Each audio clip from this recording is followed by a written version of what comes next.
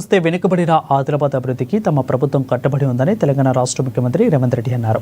గురువారం ఆదిలాబాద్ పర్యటనలో భాగంగా ఆయన స్థానిక కేంద్ర ప్రదర్శన స్టేడియంలో జరిగిన సభలో ప్రసంగించారు. ఇక గతంలో తాను పీసీసీ అధ్యక్షులుగా ఇంద్రవెల్లి అమరుల సంక్షేమం కోసం పనిచేసినట్లు తెలిపారు. అలాగే అసంతృప్తిగా ఉన్న కోరాట చెనాక ప్రాజెక్టు పూర్తి చేస్తారని హామీ ఇచ్చారు. వీకర్ సెక్షన్ సమస్య తన దృష్టికి వచ్చిందని అది పరిష్కరించేందుకు జిల్లా అధికారులను సభావేదిక నుండే ఆదేశిస్తున్నానని అన్నారు. దీనిపై త్వరలో సమీక్ష చేస్తానని అన్నారు. ఇక ఇక్కడి ప్రజలు చిరకాల కోరికైన గిరిజన యూనివర్సిటీ కేటాయిస్తానని అన్నారు. స్థలం మీరు చూసుకోవటానికి తెలిపారు. తనకైతే పోరాటాల ఉద్యమగడ్డ ఇంద్రవెల్లిలో కడితే బాగుంటుందని అనిపిస్తుందని అన్నారు రేవంత్ రెడ్డి. పిసిసి అధ్యక్షుడిగా బాధ్యత తీసుకున్న తర్వాత 4-5 రోజుల్లోనే మొట్టమొదటి పర్యటనకు వచ్చింది ఆదిలాబాదు జిల్లా నిర్మల్ నియోజకవర్గానికి వచ్చిన నేను మొదటి కార్యక్రమాన్ని ఆదిలాబాద్ నుంచే ప్రారంభించిన. మొదటి బహిరంగ సభ దళిత గిరిజన దండోర కార్యక్రమాన్ని ఇంద్రవల్లిలో పెట్టి మిత్రులు ప్రేమ్ సాగర్ రావు గారు బాధ్యత తీసుకొని ఆనాడు పెద్ద ఎత్తున దళిత గిరిజన దండోర దళితుల కోసం, గిరిజనుల కోసం, ఆదివాసీల హక్కుల కోసం పోరాటానికి పౌరుషానికి మారు పేరైన కొమరం భీముడి స్ఫూర్తితో రామ్జీ గోండును ఆదర్శంగా తీసుకొని ఈ ఆదిలాబాదు గడ్డ మీద నుంచే ఆనాటి ప్రభుత్వం మీద పోరాటాన్ని ప్రకటించినాం. ఆ ఇంద్రవెల్లి స్ఫూర్తిగా 40 సంవత్సరాల పైగా ఆనాడు హక్కుల కోసం ఇంద్రవెల్లి ఆదివాసీలు పోరాటం చేసి ఎంతో మంది నేల కొరిగినరు.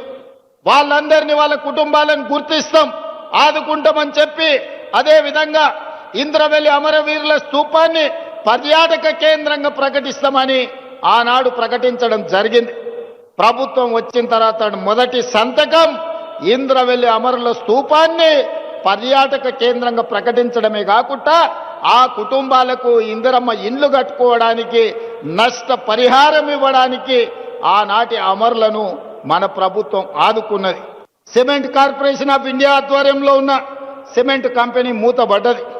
ఈ ప్రాంతంలో అపారమైన సున్నపు గనులు ఉన్నాయి.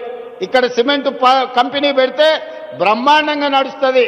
కేంద్ర ప్రభుత్వంతో మాట్లాడి తొందరలోనే ప్రైవేట్ పెట్టుబడిదారులను తీసుకొచ్చి ఇక్కడ పెద్ద ఎత్తున సిమెంట్ కంపెనీని మళ్ళీ ప్రారంభింపజేసి ఈ ప్రాంతంలో ఉండే నిరుద్యోగ యువకులకు వేలాది మందికి ఉపాధి అవకాశాలు కల్పించి వ్యాపార కేంద్రంగా ఆదిలాబాదును తీర్చిదిద్దే బాధ్యత మన ప్రభుత్వం తీసుకుంటుంది.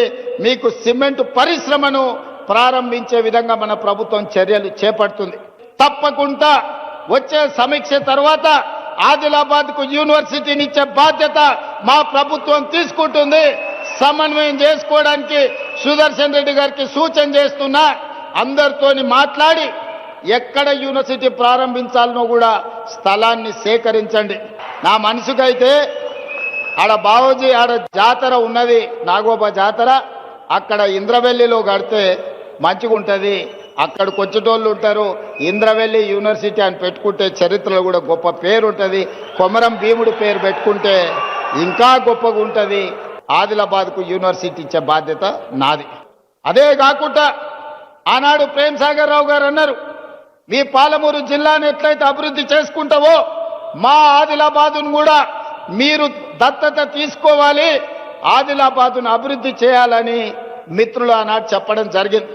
నేను ఈరోజు ఈ వేదిక మీద నుంచి స్పష్టంగా ఆదిలాబాదు బిడ్డలకే కాదు 4 కోట్ల తెలంగాణ ప్రజలకు నేను చెప్పదలుచుకున్నా, 100% అత్యంత వెనుకబడిన ఆదిలాబాదు జిల్లాను అభివృద్ధి చేసే బాధ్యత రాష్ట్ర ముఖ్యమంత్రిగా నేను తీసుకుంటా.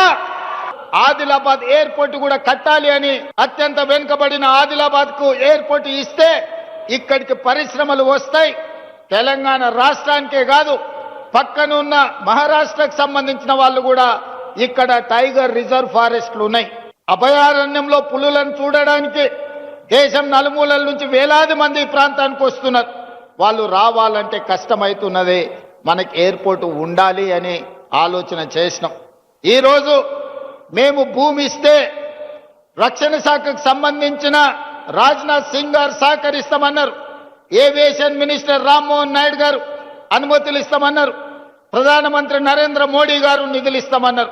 నేను కాంగ్రెస్ అయి ఉండొచ్చు, మా ప్రభుత్వం అయి ఉండొచ్చు, కానీ అభివృద్ధిలో కేంద్ర ప్రభుత్వం యొక్క సహకారం తీసుకొని ఆదిలాబాద్కు ఎయిర్పోర్టు తేవాలి అని నిన్న ఢిల్లీకి వెళ్లి మోడీ గారితో మాట్లాడి ఈనాడు ఆదిలాబాద్ లో ఈ రోజు నేను ప్రకటిస్తున్నా, సంవత్సరం తిరిగే లోపల ఆదిలాబాద్ లో ఎయిర్పోర్ట్ పనులను ప్రారంభించి ఎర్ర బస్సు రావడమే కష్టం అనుకున్న ఆదిలాబాద్ లో ఎయిర్ బస్సును దించి ఇక్కడ అభివృద్ధికి పునాదులు వేసి ఇక్కడ పరిశ్రమలను తీసుకొచ్చే బాధ్యత మన ప్రభుత్వం తీసుకుంటుంది.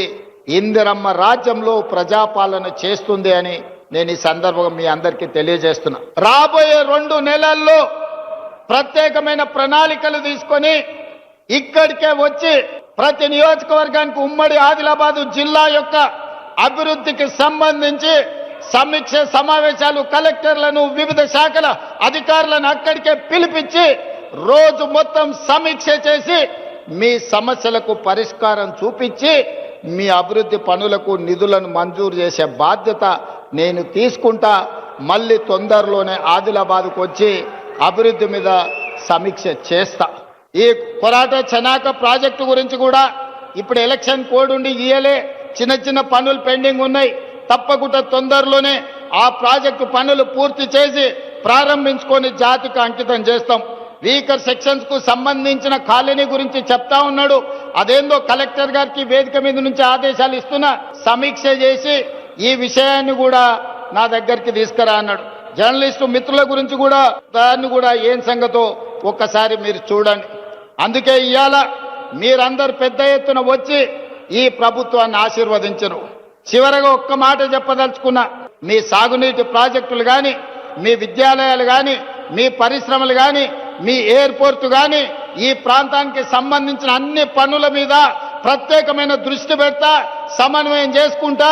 జూపల్లి కృష్ణారావు గారు, పెద్దలు సుదర్శన్ రెడ్డి గారు ప్రతి క్షణం ఆదిలాబాదు జిల్లా నాయకత్వంతో సమన్వయం చేసుకొని తప్పకుండా ఆదిలాబాదును ఆదర్శంగా నిలబెట్టి రాష్ట్రంలోనే అభివృద్ధి చెందిన మొదటి జిల్లాగా, అదేవిధంగా మొదటి జిల్లాగా మేము తప్పకుండా అభివృద్ధి చేస్తాం. మీరందరూ పెద్ద ఎత్తున చప్పట్లు కొట్టండి, మిగతా జిల్లాలకు వినిపించాలి. ఆదిలాబాదు జిల్లా ప్రజలు ఎంత క్రమశిక్షణతోటి, ఎంత గౌరవంగా, ఎంత మంచిగా కార్యక్రమాన్ని నిర్వహించినో, ఇప్పటికి జరిగిన అన్ని కార్యక్రమాలల్లో గొప్పగా ఆదిలాబాదు జిల్లాలోనే జరిగింది. మిమ్మల్ని ఆదర్శంగా తీసుకొని మిగతా జిల్లా ప్రజా ప్రతినిధులు, ప్రజలు, రైతులు, మహిళలు, యువకులు, నిరుద్యోగులందరూ మంచి కార్యక్రమాలు చేయాల్సిందిగా తొందరలోనే మళ్ళీ వస్తా, మీకు నిధులు ఇస్తా, ఆదిలాబాదును అభివృద్ధి చేస్తా అని మీ అందరి దగ్గర